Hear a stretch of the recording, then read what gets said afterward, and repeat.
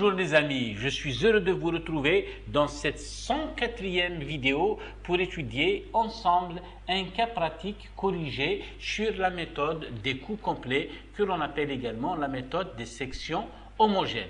Pour ce faire, j'ai extrait ce sujet, mes amis, des annales du CMTC, c'est-à-dire Certificat de maîtrise des techniques comptables donné en Algérie au cours de l'année 1975.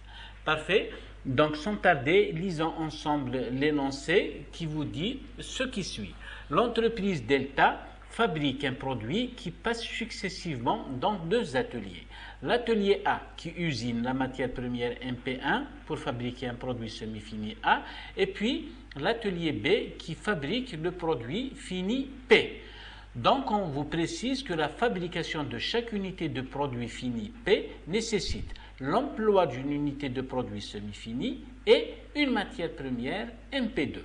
Par ailleurs, on vous dit que nous disposons de certaines informations ici, telles que le stock de matières premières, par exemple pour le 1er mars de l'année considérée, on vous dit matière première, MP1, nous disposons de 18 000 kg évalués à 126 000 dinars.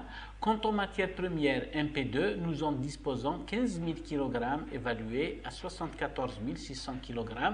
On vous dit que pour les encours, c'est néant, donc nous ne disposons pas d'encours de production au début du mois. Maintenant, passons aux achats du mois. Donc, on vous dit pour les achats de matières premières MP1, nous en avons acheté 60 000 kg pour 360 000 dinars. Quant aux matières premières MP2, nous en avons acheté 48 000 kg pour 190 000 dinars. Pour la production de la période maintenant, mes amis, on vous dit que l'atelier A a produit 50 000 unités de produits semi-finis. Quant à l'atelier B, il en a produit 30 000 unités de produits finis P. Pour les charges de main-d'œuvre, mes amis, on vous dit que l'atelier A a enregistré 3 000 heures de main-d'œuvre directe rémunérées à 5 dinars de l'heure. Et l'atelier B, quant à lui, a enregistré 8 000 heures rémunérées à 4 dinars l'unité et 2600 heures supplémentaires majorées à 25%, c'est-à-dire que les heures supplémentaires ont été payées avec un supplément, avec une majoration de 25%. Donc, puis on vous dit que pour le stock final, c'est-à-dire au 31 mars, là, on vous dit que pour les matières premières MP1, il nous en reste 13 000 kg. La même chose pour les matières premières MP2, il nous en reste également 13 000 kg. Puis pour les produits semi-finis A, il nous reste 20 000 unités. Quant aux produits finis P, enfin, il nous reste 2 000 unités. Parfait. Ici, on vous dit que le tableau de répartition des charges indirectes que nous avons achevé, que nous allons examiner dans un moment, se présente comme suit. Donc, pour le cadran en rouge ici, c'est le travail qui nous est demandé. Premièrement, on nous demande de déterminer le coût d'achat des matières premières en global et en coût unitaire. Puis, on nous demande de déterminer le coût de production du produit fini P. Et enfin, déterminer le résultat dégagé par les ventes du produit fini P pour le mois de mars considéré. On vous donne ici, mes amis, 3 notes qui vous aideront à résoudre ce problème. On vous dit que le produit fini P est vendu à 25 dinars l'unité, que l'entreprise Delta utilise la méthode du coût moyen pondéré, CMP, et enfin, on nous demande de dresser les fiches de coût à chaque fois que nécessaire, d'accord? Donc, ce sont les fiches de l'inventaire permanent qui vont nous aider à passer à chaque fois d'une étape à une autre. Voici donc le tableau des charges indirectes que nous avons achevé ici, mes amis. Donc, nous avons les sections auxiliaires, nous avons les sections principales. Nous commençons directement par la répartition primaire pour laquelle nous dégageons les totaux suivants, donc de 26 780 pour l'administration jusqu'à 39 970. Pour la section distribution. Donc, mes amis, souvenez-vous, nous avons dit que dans le tableau de répartition des charges indirectes, nous ne devons pas garder de section auxiliaires, d'accord? Donc elles sont appelées à disparaître, ce que nous avons fait ici, d'accord? Dans la répartition secondaire, il nous reste 0 pour la section administration et 0 pour la section entretien. Donc on dira que nous avons vidé le contenu de ces deux sections pour les répartir exclusivement sur les sections principales qui sont les approvisionnements, l'atelier A pour les produits semi-finis, l'atelier B qui fabrique les produits finis et enfin la distribution qui commercialise les produits finis fabriqués par l'entreprise. On vous dit, mes amis, ici que pour l'unité d'œuvre, ici, nous avons dit, c'est pour les approvisionnements, c'est le kilogramme de matières premières achetées. Pour l'atelier A, c'est les produits semi-finis à fabriquer, c'est-à-dire c'est le nombre d'unités de produits semi-finis. Et pour l'atelier B, c'est le nombre d'unités de produits finis P. Et enfin, pour la distribution, nous avons dit que l'activité de cette section se mesure par unité de 100 dinars de chiffre d'affaires. Là, nous avons pour le nombre des unités d'œuvre, on vous les communique ici, mes amis, 10 800 pour les appros, 50 000 unités, c'est déjà cité tout à fait en haut, 50 000 unités de produits semi-finis fabriqués pendant la période, c'est-à-dire le mois de mars, 30 000 unités de produits finis fabriqués pendant le mois pour l'atelier B. Et enfin, nous avons 7000 fois 100 dinars de chiffre d'affaires réalisé au cours de la période. Et bien entendu, là, tout à fait en bas, mes amis, c'est le coût des unités d'œuvre.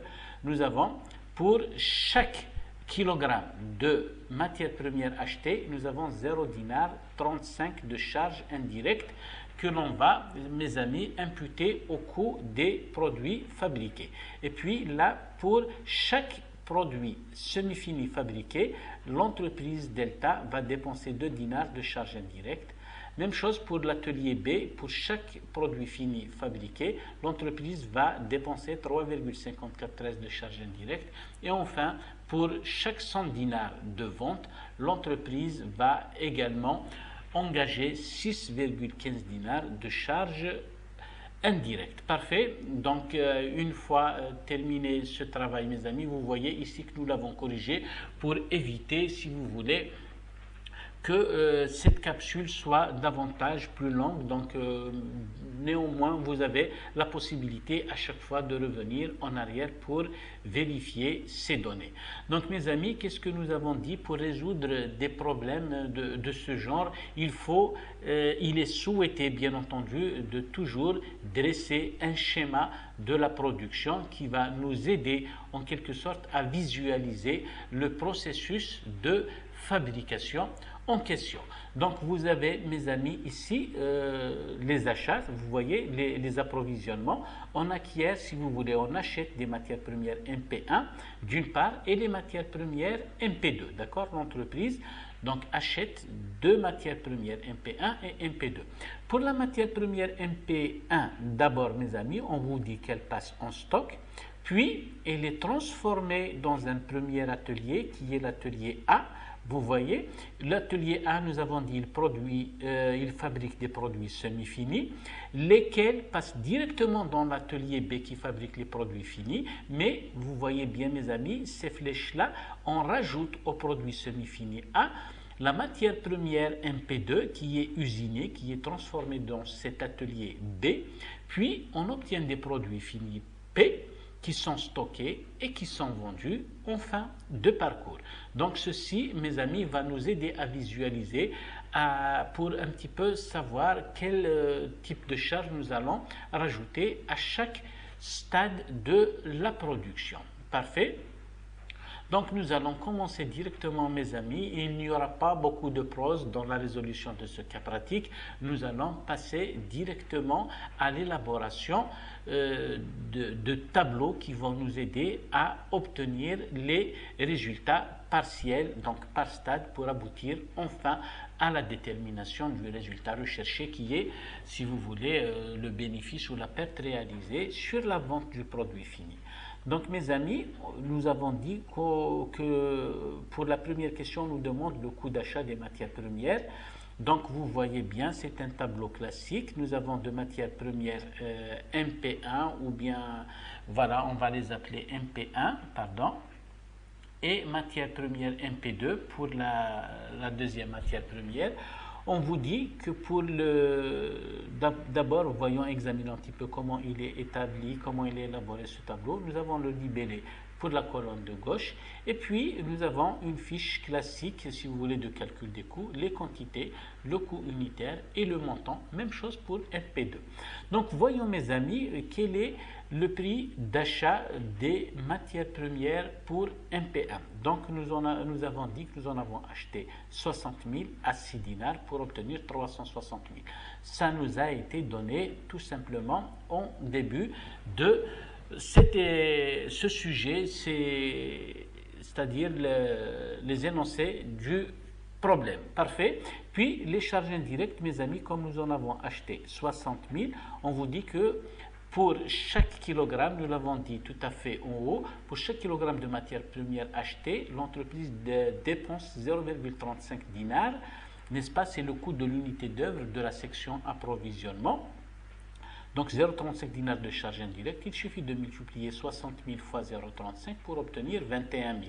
Et bien entendu, nous savons tous que le coût d'achat, si vous voulez, c'est l'ensemble des coûts, l'ensemble des charges, plus le prix d'achat des matières premières elles-mêmes. 360 000 fois 21 000, nous avons 381 000 dinars dépensés pour acheter 60 000 kg de matières premières. Donc il suffit de diviser ici, mes amis, 381 000 divisé par 60 000, nous avons 6,35 dinars. La même chose pour MP2, mes amis, nous avons acheté 48 000 à 190 000 en tout. Donc ce qui nous donne 3,9583. 0,35 c'est toujours le coût d'unité de l'œuvre pour l'achat des matières premières.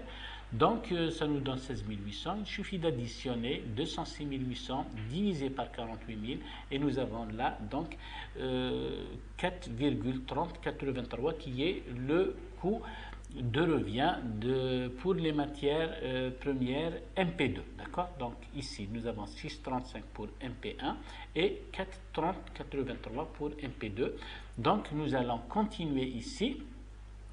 Là, mes amis, nous devons tenir deux fiches d'inventaire, n'est-ce pas, pour MP1 et MP2, dans la mesure où nous avons hérité de la période précédente un stock initial de matières premières, n'est-ce pas, mes amis?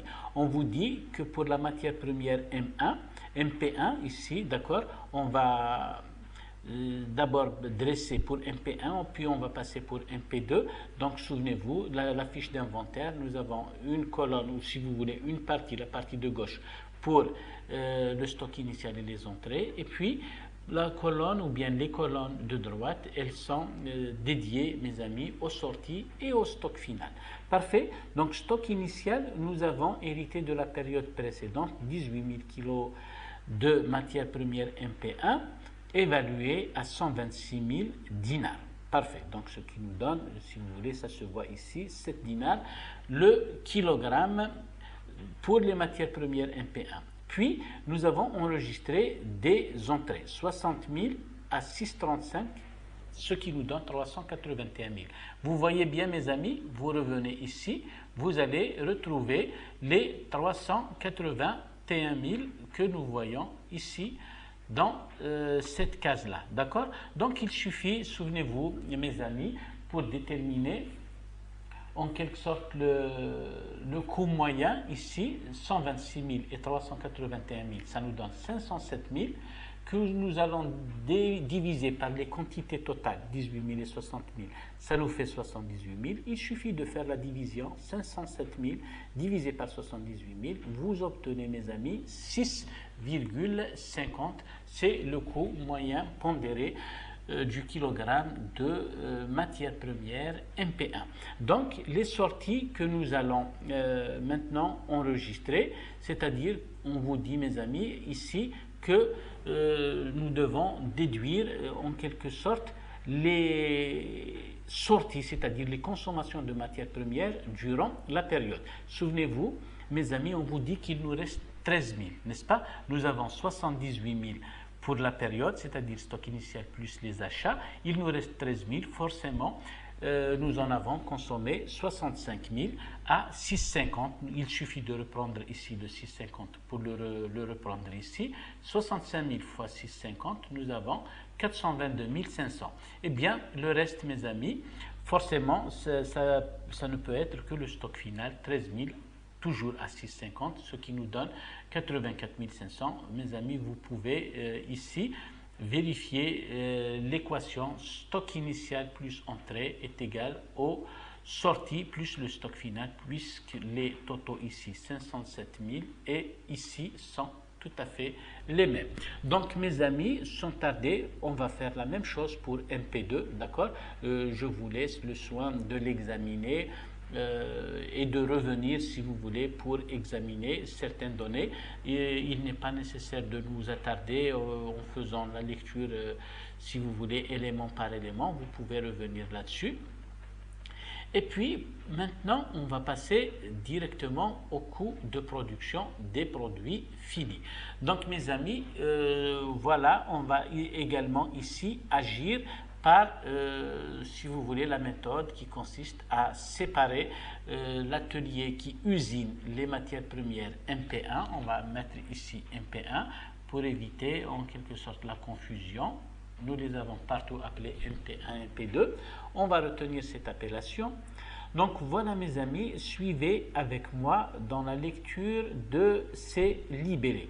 Donc les charges directes tout d'abord, d'accord? La consommation de matières premières est considérée comme une charge directe puisqu'on peut l'affecter directement sans ambiguïté dans le coût de revient, si vous voulez, du produit fini. Donc nous avons dit mes amis, nous avons consommé 65 000 dinars de kilogrammes premières, plutôt 65 000 kg de matières premières MP1 à 6 dinars 50 pour obtenir 422 500, n'est-ce pas? Donc il suffit de revenir ici, vous voyez les 6,50 que nous avons ici, 6,50, vous voyez ici les 65 000, c'est le poids des matières premières consommées dans l'atelier numéro 1. Donc ici, nous avons dépensé 422 500 en matière première MP1.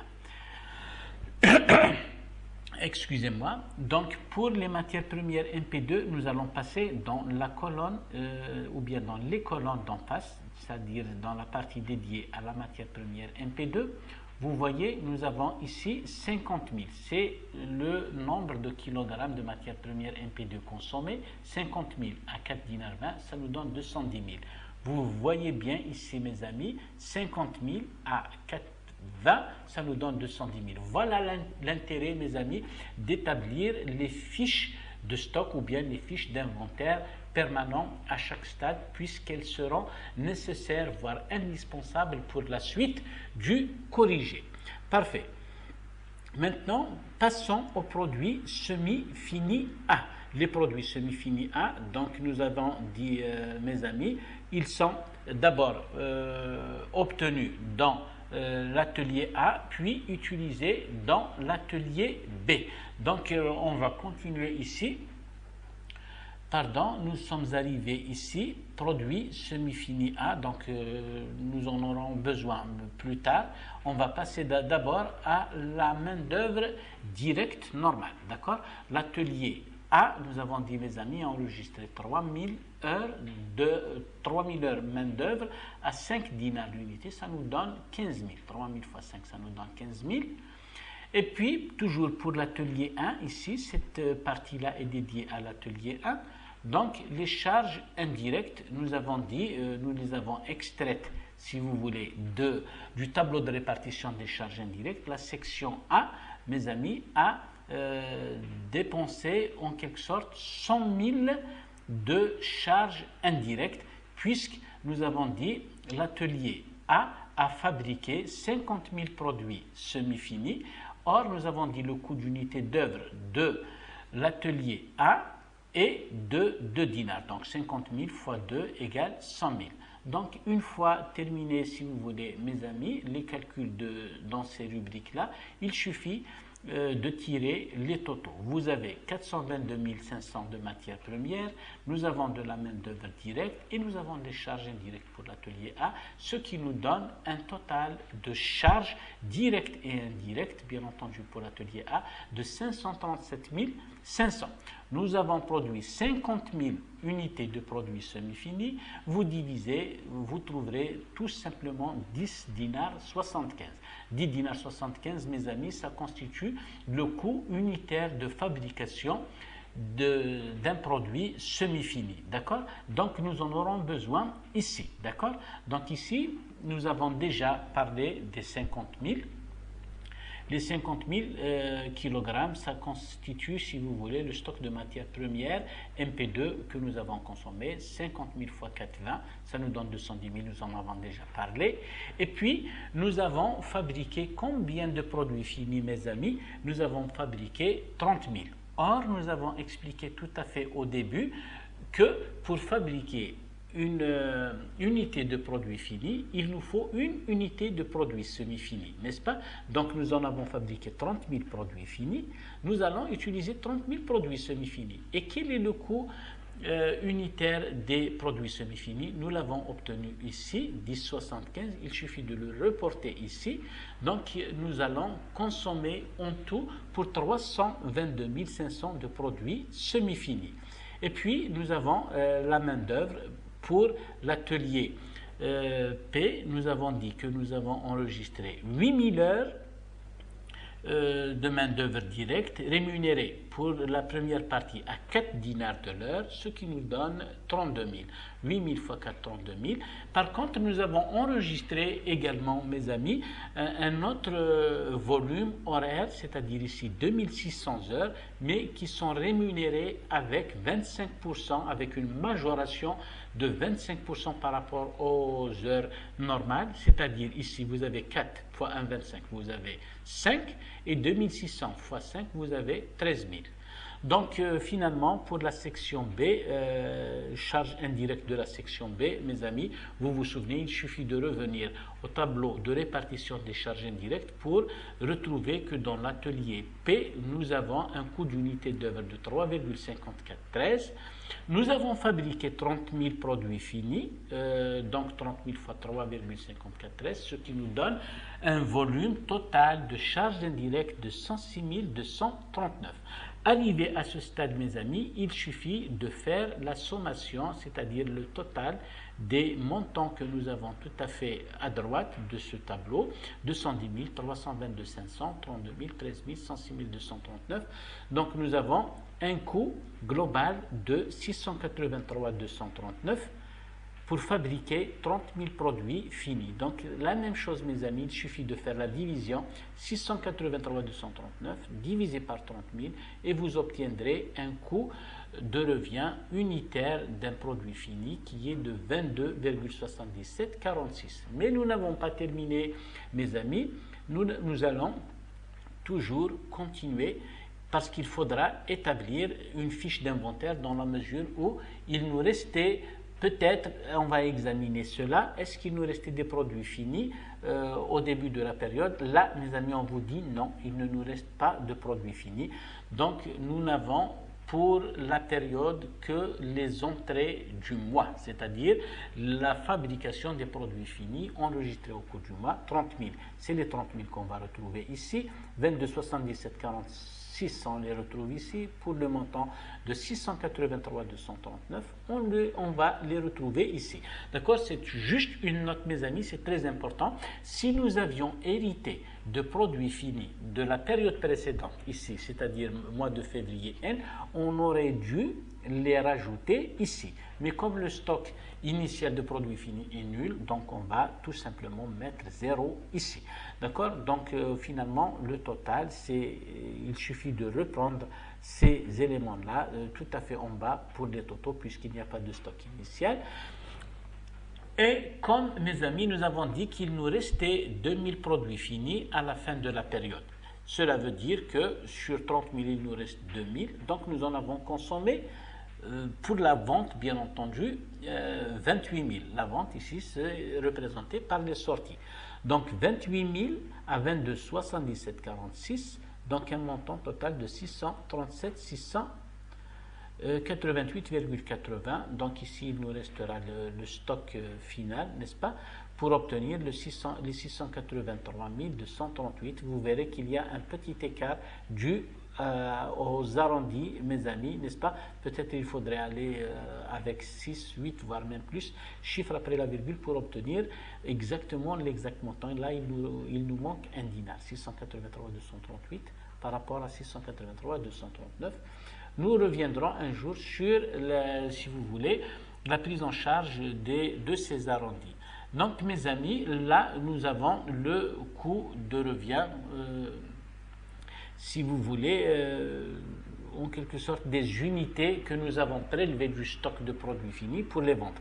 Mais pour les vendre, mes amis, est-ce que nous pouvons réaliser un chiffre d'affaires sans frais de distribution? Bien entendu, non. Ce pourquoi il faut rajouter, mes amis, les frais de distribution dans la fiche du calcul de coût de revient des produits vendus, n'est-ce pas, des produits finis vendus. Si vous voulez, on peut le rajouter ici, d'accord, des produits finis vendus. Donc libellé, quantité coût unitaire montant, coût de production 28 000 à 22 77 46 637 688 80. Vous voyez bien, mes amis, c'est exactement cette ligne-là que nous avons reprise ici. Voilà pourquoi je vous dis que les fiches d'inventaire sont indispensables dans la résolution de cas pratiques en comptabilité analytique. Même si on ne vous le demande pas, mes amis, dans l'exercice, il faudrait les faire à part, n'est-ce pas? Si on ne vous demande pas de les présenter, faites-les pour vous-même pour retrouver ces résultats-là.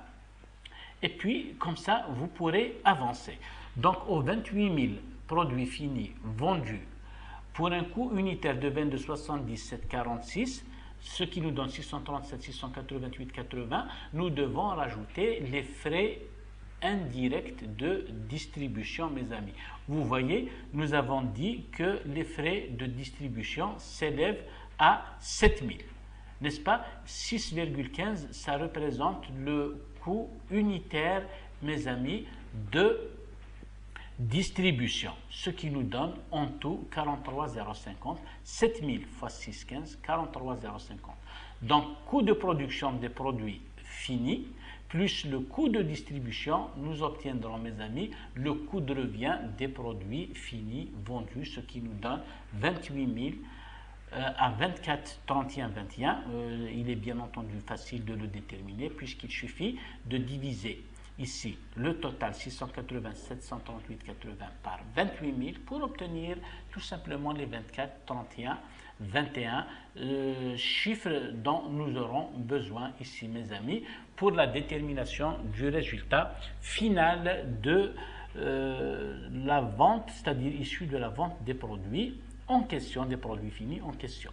Mes amis, nous avons ici tableau de détermination du résultat. Prix de vente des unités produites, nous avons 25 dinars l'unité. Nous en avons vendu 28 000, ce qui nous donne un chiffre d'affaires total de 700 000. Coût de production des 28 000, nous allons tout simplement le reporter de cette ligne-là. Vous voyez bien, mes amis, 28 000, 24, 31, 21, ce qui nous donne 680, 738, 80. Vous voyez bien, 680, 738, 80. Eh bien, c'est tout à fait facile, là, mes amis. Donc, vous avez un prix de vente duquel vous allez soustraire le coût de production, n'est-ce pas? Vous pouvez rajouter, si vous le souhaitez, ici un signe moins. Nous allons agrandir, si vous voulez, ici cette colonne-là pour avoir une meilleure visibilité. D'accord? 700 000 de chiffre d'affaires, un coût de production, coût de revient des produits. Là, ce n'est pas un coût de production. Coût de revient des unités vendues. N'est-ce pas, mes amis? Nous allons ici agrandir cette colonne pour obtenir en fin de compte les calculs nécessaires, d'accord?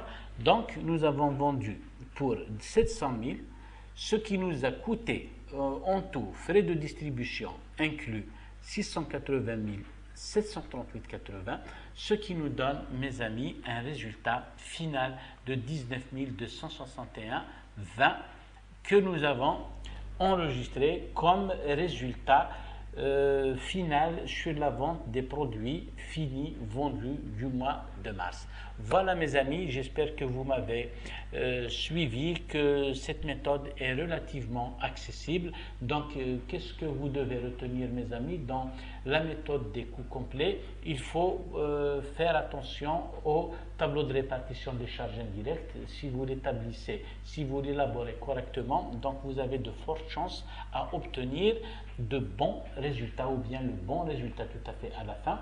Il faut retenir également que les coûts de revient se calculent par stade mes amis, donc il est utile de visualiser le schéma de la production, n'est-ce pas? Donc nous allons ici revoir si vous voulez le schéma que nous avons vu. Là ce tableau est très intéressant et très important, n'est-ce pas? Parce que ça vous aide à avoir une idée précise sur en quelque sorte les flux entrant et sortant dans le processus de production.